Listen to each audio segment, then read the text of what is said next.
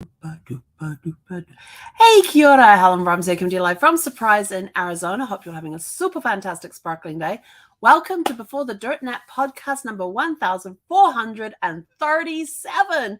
Woo! We are getting close to that magic number of 1460, which will represent 4 years of doing these podcasts daily. I'm like super stoked right now. I get to cross today off. Yay! Be 3 weeks tomorrow. So anyway, let's see. Episode 1437, Get It Done. What's that about? Well, we had our mastermind group today and I got my butt kicked in a way. Because we started talking about goals and goal setting, and we have this really in-depth discussion on it. At least I think once a quarter. And it just, even though I've heard the drill over and over and over and over and over and over again over the years on how to set goals, sometimes it just sort of like hits me and bounces off, and other times it sinks in and goes, girlfriend, you got something that you need to do. And I'm sort of like, oh yeah. So we had to set a goal today. Part of the thing, we had to do some goal setting today, and so I thought, oh, and I suddenly realized that it's been a while since I've done this. So I put my goal there, and we talked about my goal, and it got shrunk a little bit, and well, not shrunk in, it got reworded so I get the same result, but in a shorter amount of time. And I was sort of like, okay, I guess I can get that done. And my goal is that I have an online genealogy diploma. It's an online class. It's self-paced, and I've had it sitting there, and I've completed the first module of it, and there's still 9 modules to go. And I'm like thinking, I really need to get those other 9 modules done. And this just popped into my head today. And I'm like thinking, okay, I've got 2 weeks till my week-long annual genealogy course starts. And so I'd like to get it, finished before then. Well, yeah, it's going to happen. So I'm sitting here after the mastermind thing thinking, okay, well, I've got to go do this. And I'm like, hang on, go get your manual out. And I'm like, my manual, where's my manual? I know I've seen those manuals. Where's the manual? Because I've got manuals for the online classes that I have. And I'd seen the box with them in there. And I'm like, okay, there's only 2 places it could be in this house, since I've now got basically all the boxes in 2 different rooms. And so I went and had a look out there. Couldn't see it because it's very distinctive. It's blue with spiral binding, and all you can see at the top of the boxes from here up. And I have several of them. And some are just for pure hobby interest. Some are business related. And so I found the box. It was in the bedroom, in the guest room. So I found the box. I pulled it out. I brought it in here. I set it down, and it was like, oh, lunch, because my stomach growled. And I thought, okay, I got to go get lunch. But then it got me thinking, of sort of like, am I procrastinating because I'm going to get lunch? I was going to get started today. And I thought, okay, we're going to do lunch because it's an essential part of the day, making sure that your brain stays awake so that you can do the stuff. And so I had lunch. I came in here. I sat down and watched a video. I actually watched a couple of videos and on the class, and all of a sudden my head was like, go, and I'm like, what the heck's going on here? I was like dog tired. I don't know why. It's been happening a lot lately, either in the morning or in the afternoons. And so I went and I set my clock. I said to Steffi, I said, right, 1 hour cat nap and we're done. So I went and set the timer on the thing. I pressed the start button.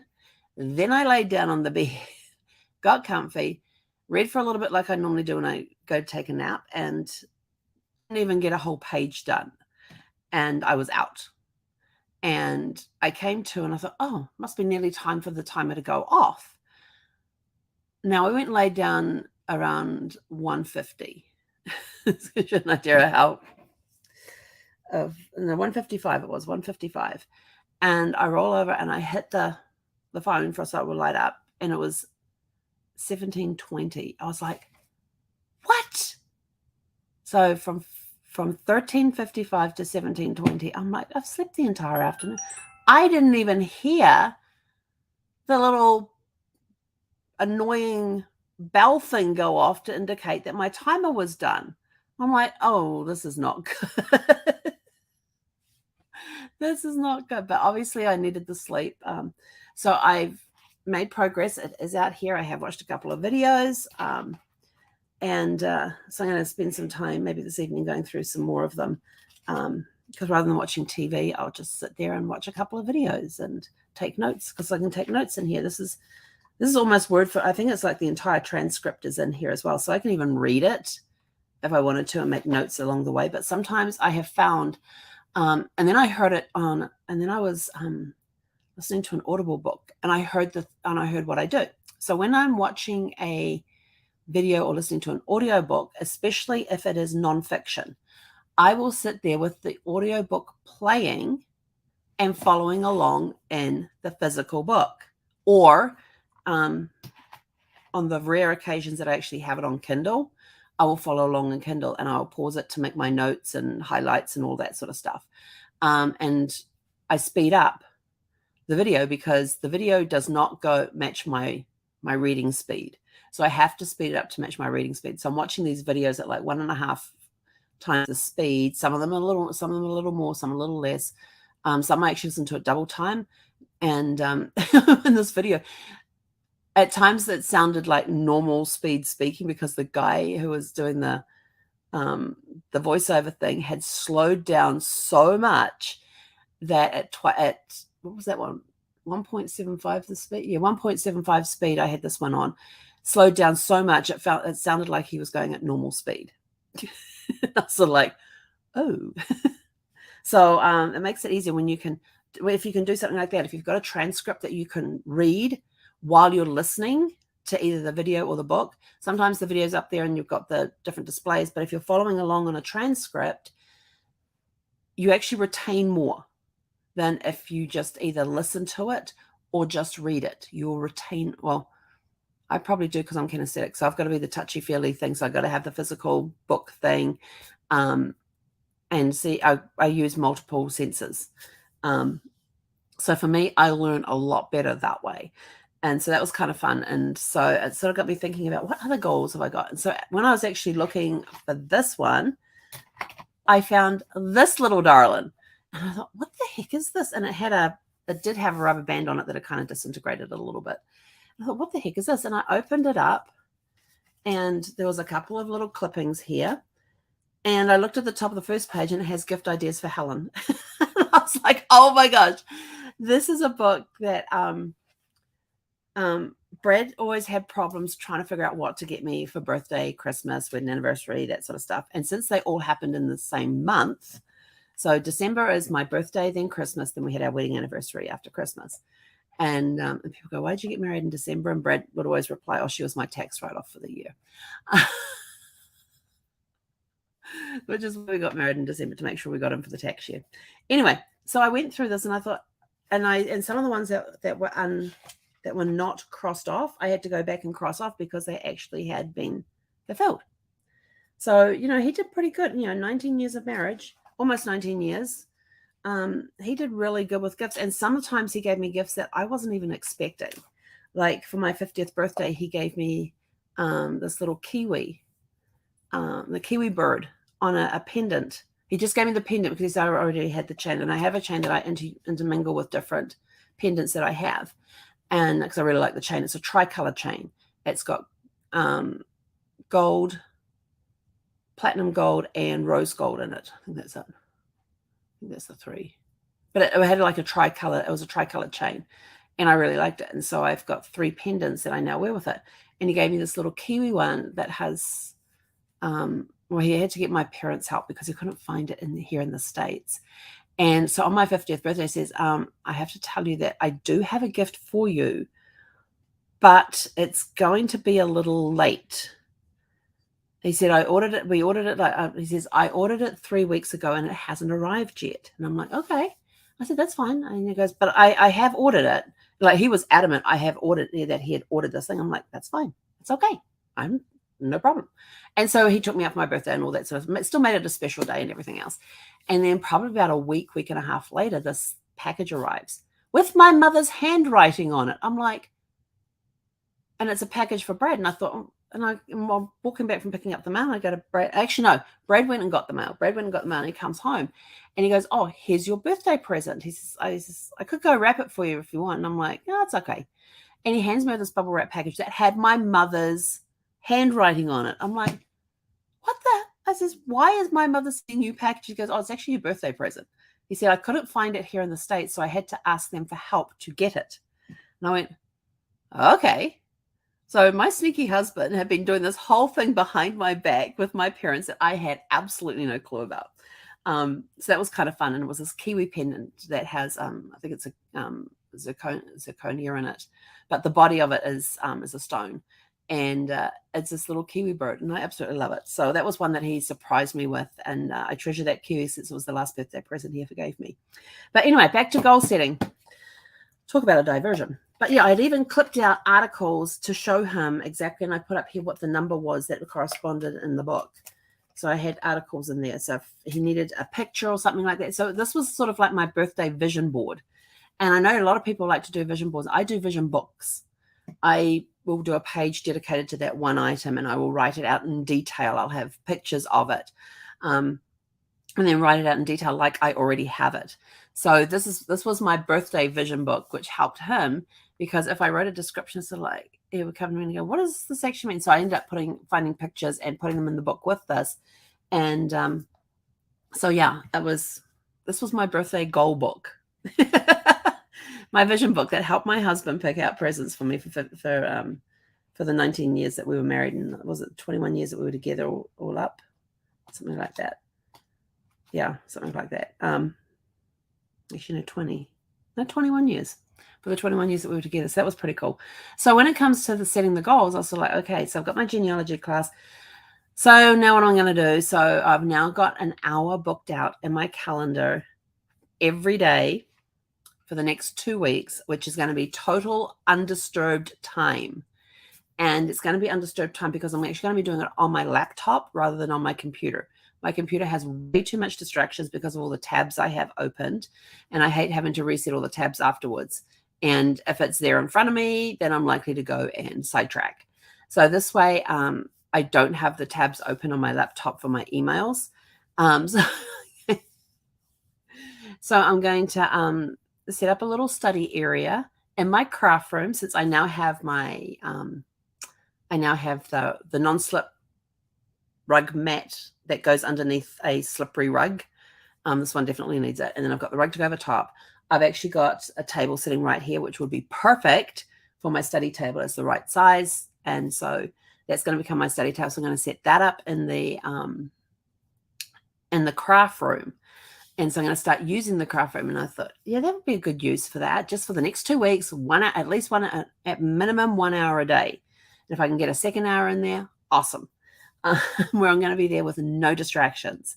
Even the phones are not going to be allowed in the room with me. They will be in the office here on mute, because I want that complete uninterrupted time. Now, Zeffie will come in and out like she normally does, and she'll probably curl up on the floor and go to sleep, and that's perfectly fine. But I'll make sure that she has her food, she has her water, and see what happens with that. But I want to get the stuff done. So I am putting in my calendar 1 hour of interrupted time. Now, if you have other people in your house, the way you do this is that you set up a time in your calendar once, an hour a day. That is your time, uninterrupted. And you go into your office and you close and lock the door.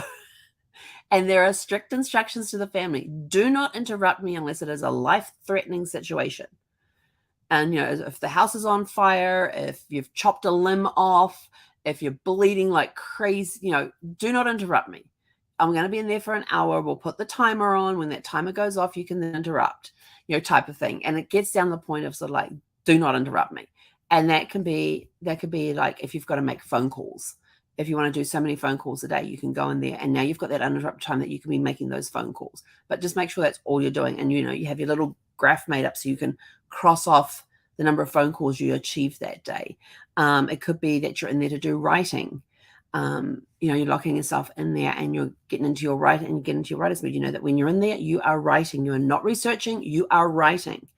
And this is something that I have found really, really helpful for me for when I'm writing. is pen and paper. Pen and paper. And I will tell you why. And usually I like the notebooks that flip upwards. Not the ones with the spiral down the side here, but, oh, I do have one. Notebooks that are like this, where you have the spiral across the top so you can just flip. And then it's out of the way and you're just flipping it and you're not turning it over. You're keeping it the same way. So when you're writing on the same, on the front side of the page, the whole way through to the back. Then when you get to the back, you turn it over and you start going the other way. And the reason that I do the writing this way is because there's no distractions with it. There's no like, oh, I've got to flip the book over. No, I'm making it easy so I can just keep going and not breaking that train of thought to flip a pad over or to tuck a pad under, a piece of paper under.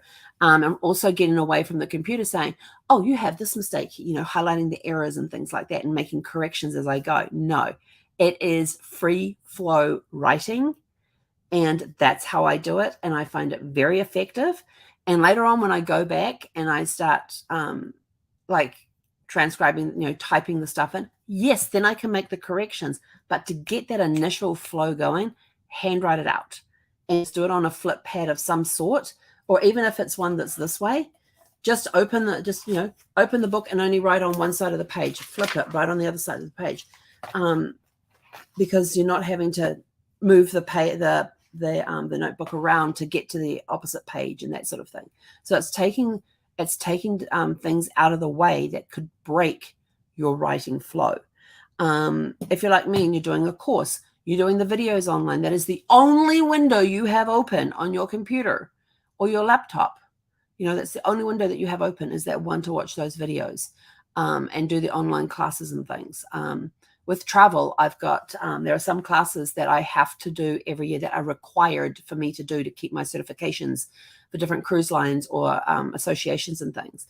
Like the Cruise Lines International Association, or CLIA, has a state of the union that they do, which is all about cruising. What is the state of cruising right now? And it's a required class in order for you to be able to renew into the next year. Because you've got to renew your membership every year. And in order for you to get the card for the following year, you have to do this class. With Princess, I'm at their elite status level as far as the training goes, which is called Commodore. They do it up through the officer levels. And in order to maintain that Commodore status, there are required classes I have to do every year by a certain date. And then there's a certain number of cabins I have to sell every year as well in order to maintain that into the next year. So there's all these classes out there, all these continuing education classes. So if you've got these coming up and you've got them coming up, set a goal to get them done before the deadline. And here's why. If anything happens, you've built in extra space. So if it's due in, I can finish this course anytime I wish. It's self-paced. I can do it anytime. It's been hanging around my neck for a long time. And I'm just like, I am getting it done before the end of the month. But then that last week of the month, I'm at my annual conference / class training. And somebody said to me, well, when are you going to get it done? I says, well, they actually finish at this time Eastern, which is this time here on the Pacific. And so I can do at least an hour at that. And they says, well, why not just do it before the class? And I said, well, I'd like to, but I'm just giving myself a cushion. They're like, yeah, no. They says, you can get it done in 2 weeks. I'm like, okay. So, I got a little pushback on what I had written out. And they says, well, look, if you reword it this way, you can get it done in 2 weeks. I'm like, that works. That is how I've ended up doing 1,437 days of these podcasts / lives, because I got set the goal of doing Facebook Lives for a year. And when Casey first told me, he said, I've got a challenge for us. I said, okay. He goes, I want you to do a Facebook Live every day for a year. I went, okay. Without even thinking about it. It was just natural gut instinct. Yep, okay, I can do that. Then later on, I was like, oh, now I got to find out different things. I got to find 365 days. Oh, no, wait. 2020 was a leap year. So 366 things to talk about every day. But I did it, and here I am, almost 4 years later, and I'm still going. Some days I get here and I'm like, I have no clue what I'm going to talk about tonight. And some of them are rambling, some of them are good, some of them aren't. So I get it. But, setting goal, but I set the goal that I am going to do one every day. And I said I was going to do it for 4 years. It's going to get renewed. I will tell you that right now. And we're going to go for a 5th year. We're just going to keep going until I feel like, I really don't feel like doing this anymore. It's become so ingrained in me that I'm sort of like, okay, now we've got to figure out another topic. But I'm also getting guests coming on. Yes, they are sporadic. So we're going to start looking at getting them on more consistently. So you don't have to just sit here and listen to me ramble. So there's all these different goals that are out there that I'm working on. And people are sort of like, oh, you got too many goals going. I'm sort of like, well, it's all part of what I do on a daily or weekly basis. It is based on those things that I do on a daily or a weekly basis, like my podcasts, they're done on a daily basis. And so I need to have a list of topics that are going. I need to get guests coming on consistently. So it improves the show for everybody to come in and listen and watch and have some fun, because we all want to live our best life now. And I actually enjoy getting on. There's some days that I'm tired and I really don't feel like it, but I do it anyway. And I get so much satisfaction out of the fact that I got up and I did it, because it's my goal. It's my goal to keep this thing going. How long will we keep going for? I don't know, but we are committing to another year. Didn't we decide that, Zephy? Which is going to be interesting when I head down to New Zealand in December, because I was like thinking, and I thought, this will be interesting. And I was like thinking, because I was like, oh no, I've done it on a cruise ship. No, I haven't. And I'm like, well, I've done it when I've gone international. No, I haven't.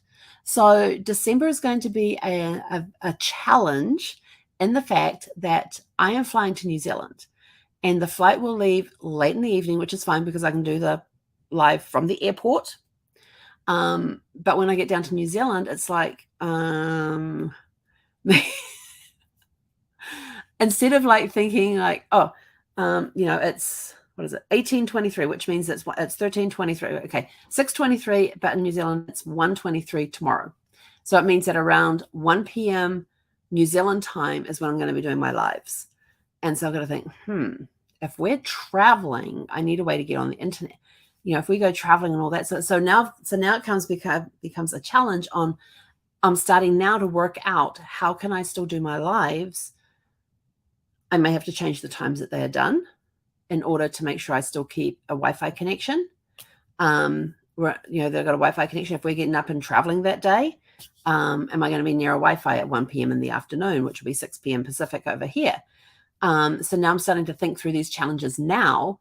Well, actually, I'm not thinking through them as challenges. I'm asking, how can I? That's another thing. It's the language that you use in order to achieve your goals. I know that I'm going to be doing a Facebook Live every day while I'm down in New Zealand. So how can I make it work? And it might mean that I have to change the time while I'm in New Zealand that I do the Facebook Live / podcasts, because this is going on my Facebook page, my Facebook business page, and my YouTube channel. In case you didn't realize that, it goes 3 different ways. So how can I make it work, knowing on the days that I'm going to be traveling, what time we're going to be leaving, how long the trip's going to take, will we have Wi-Fi connection when we get there? So there's these little challenges that are going to come up, and it's like, okay, we're going to make this work. We are going to make this work because we're asking, how can I make this work? And the brain's already working on possible solutions that we can use and things like that.